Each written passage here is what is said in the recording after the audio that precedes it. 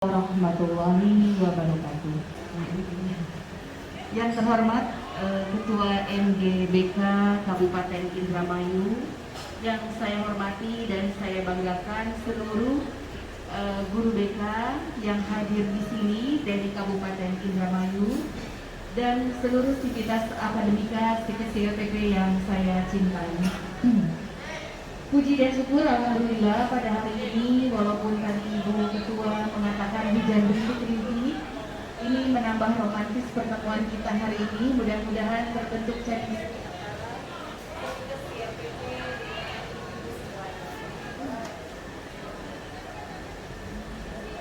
Saya perkenalkan, saya dari Yayasan Ibu hadir pada acara ini. Alhamdulillah merasa sangat bangga dan terhormat ada di hadapan ibu-ibu dan bapak semua, karena juga memang dari yayasan jarang-jarang turun ke lapangan, tetapi karena ini yang pertama ketika CLPP ada di Jawa Barat, maka saya berusaha untuk mengikuti program-program promosi untuk memperkenalkan stiker CLPP. Baiklah, kenapa ibu dan bapak dengan stiker CLPP? Tadi sudah diulas sedikit oleh Ibu Ketua bahwa kami ketika CLPP itu badan penyelenggaranya adalah Yayasan Lembaga Pendidikan Praja, dan yayasan tersebut berdiri dari tahun 1998. Ibu sudah sangat tua. Kita mendirikan perguruan tinggi Akdi YLPP di Banyumas, Purwokerto sejak 2002. Jadi kalau Ibu browsing tentang Akdi YLPP pasti akan tahu kami di sana cukup populer dan menjadi pilihan prioritas ya yang ada di Kabupaten Banyumas, Purwokerto, Jawa Tengah. Kami memiliki ribuan alumni, lebih dari 2.000 alumni yang ada dari stiker YLPP dan sudah tersebar di seluruh Jateng dan juga ada di beberapa luar Jawa Tengah. Bahkan ada yang bekerja sampai di luar negeri. Itu sebuah prestasi yang kami miliki, tetapi tentu saja kami tidak hanya ingin ada di Jawa Tengah semula, tetapi ingin juga melakukan ekspansi ke daerah-daerah yang lain. Nah, jadi pada tahun 2019 kami sudah mengubah perguruan tinggi Akdi YLPP menjadi Sepikas YLPP. Ya, dengan memiliki dua pilihan program studi. Yang pertama adalah Akdi, dunia Akdi dengan program studi kebidanan, D3 kebidanan, dan yang kedua adalah program sarjana farmasi. Nah, untuk diploma 3 kebidanan ini sudah terakreditasi B. Jadi ibu dan bapak jangan khawatir ketika menitipkan anak-anaknya ke kami sudah memiliki akreditasi B. Nah, selain itu, kenapa ya kata ini harus menjadi pilihan atau boleh dikatakan prioritas untuk berkuliah di Sepikas YLPP? Yang pertama tadi, dari sisi aspek legalitas, kami memiliki akreditasi B. Yang kedua, kami senior, berdiri dari tahun 2002. Nah, yang ketiga, kami memiliki program-program di dalam kurikulum yang berbeda dengan umumnya pada program perguruan tinggi yang lain. Salah satunya kami mengadakan program di dalam kurikulum itu adalah ada bahasa Jepang, karena kami memang memiliki kerjasama luar negeri yaitu dengan Jepang. Sehingga kami harus membekali anak didik ini nanti harus pandai berbahasa Jepang. Kemudian ada nanti dilatih siswa-siswa mahasiswa itu untuk berwirausaha. Jadi ada divisi kita ada berjiwa entrepreneur. Selain itu, apalagi mandiri di bidang teknologi, karena stiker YLPP ini memiliki visi misi, salah satunya adalah bagaimana kita mendidik dan mengeluarkan para alumni itu bukan hanya pintar di bidang akademik, tetapi juga harus mahir di bidang teknologi. Dan kami siapkan fasilitas itu, jadi bukan hanya orang tua, kami ada untuk server. Saat ini kami sudah kinerja yang internal karyawan sudah semuanya by paper, jadi by digital.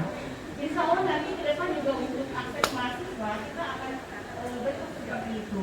Kenapa demikian? Karena memang dari yayasan itu sangat peduli, apalagi di era pandemi ini sangat dibutuhkan ya terkait dengan penggunaan teknologi. Selain itu apalagi biasanya yang terkait dengan biaya ya Ibu dan Bapak. Apakah ketika CLPP ini saya ingin membuka masker ya, kami itu juga pakai masker biar agak jelas.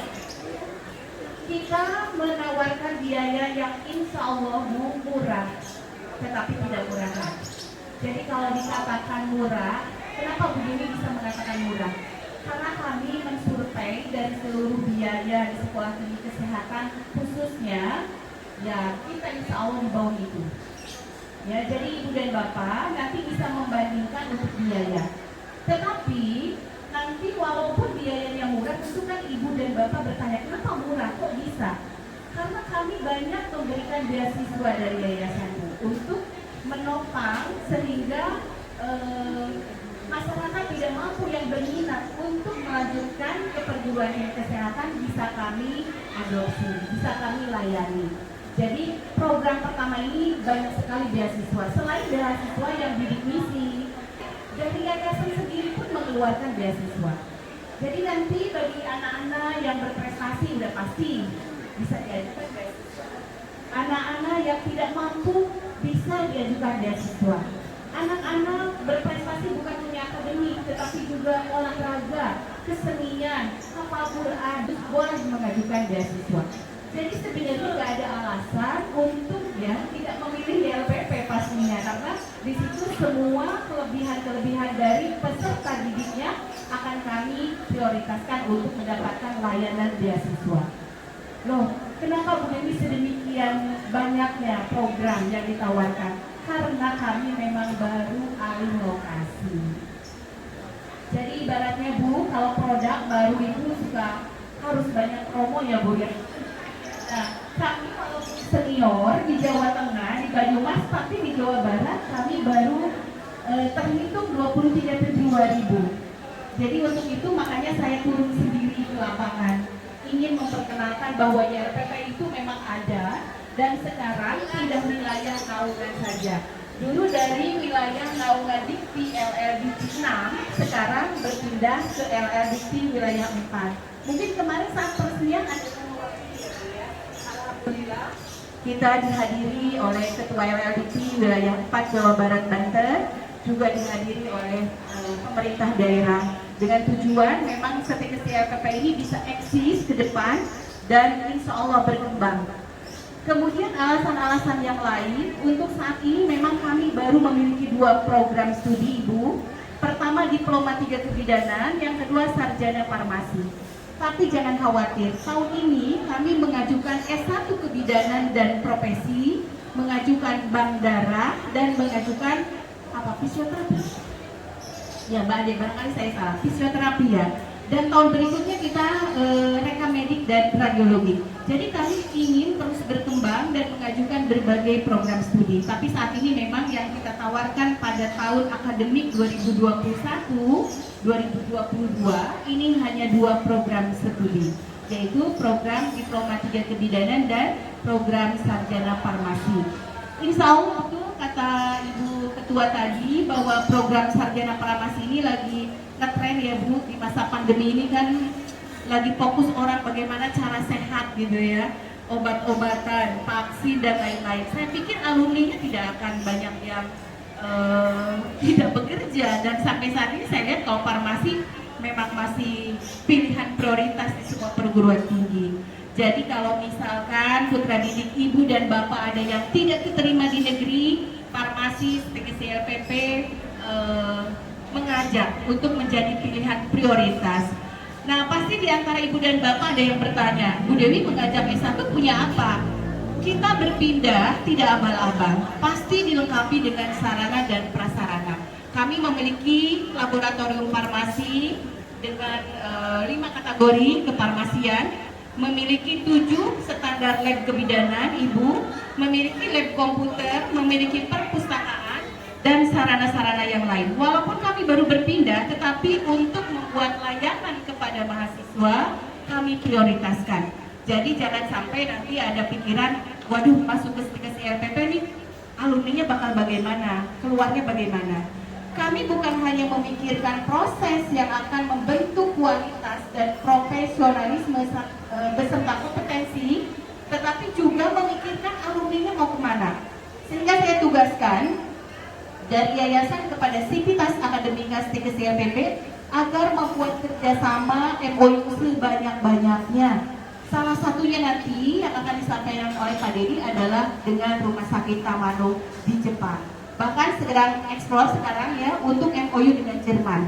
Selain itu kalau dengan pabrik obat dan makanan, dengan apotek itu tidak terlalu sulit Bu. Kita akan segera merealisasikan MOU itu.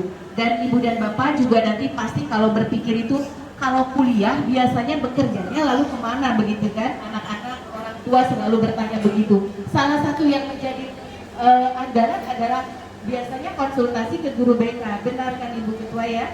Nah, jadi nanti bisa diinformasikan. Bukan hanya berkuliah, tapi kami memikirkan juga alumni-alumninya mau dibawa kemana. Gitu. Mudah-mudahan ini yang alumni YLPP lama kita sedang proses pendidikan sebanyak 4 orang untuk program di Jepang. Kalau ini lulus insya Allah nanti adik-adiknya juga akan mengikuti gitu. Karena memang yang mau keluar negeri juga tidak banyak sebetulnya. Kami membutuhkan 50 orang yang dapat baru 4 orang. Gak tahu padahal gajinya sangat menggiurkan ya, bisa puluhan juta.